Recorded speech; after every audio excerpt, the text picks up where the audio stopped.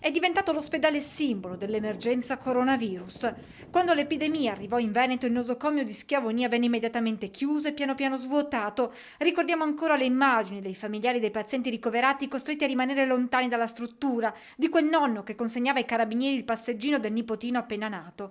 Oggi quell'ospedale, con la sua struttura recente, è diventato il più importante della regione. È un fiore all'occhiello della sanità veneta, del modello organizzativo che ci ha consentito di contenere nel migliore dei modi la diffusione di questa epidemia. I numeri cominciano a essere confortanti, questo è un ospedale Covid ultramoderno e proprio per questo è stato anche scelto, per l'elevatissima tecnologia, attrezzato in pochissimo tempo. Dal 22 febbraio nessun giornalista aveva più varcato l'ingresso del Madre Teresa di Calcutta. Oggi le sue porte si sono aperte alla stampa nella massima sicurezza con tutte le precauzioni del caso.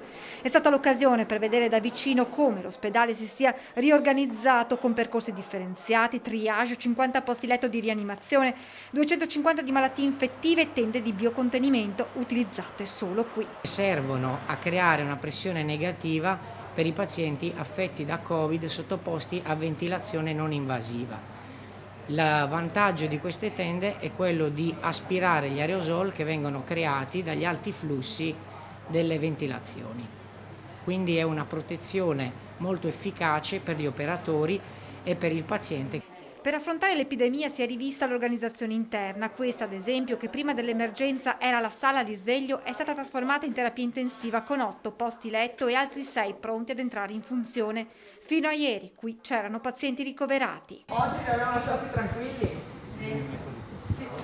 Speriamo per il bene dei pazienti. Non è una rianimazione disattivata, è pronta all'uso, in qualsiasi momento, anche tra 5 minuti, possiamo accogliere pazienti e quindi è già tutto predisposto per poter essere operativa. È un virus di cui si conosce ancora poco, spiega il dottor Baratto, che aggiunge come resti da capire perché in alcuni soggetti aggredisca in modo importante il sistema respiratorio. I pazienti che sono aggrediti dal punto di vista respiratorio per un periodo di tempo che si aggira intorno alle 2 settimane più o meno, restano stazionari nonostante le terapie che noi facciamo, nel senso che è difficile vedere dei miglioramenti in tempi rapidi come potevamo vedere con altre polmoniti.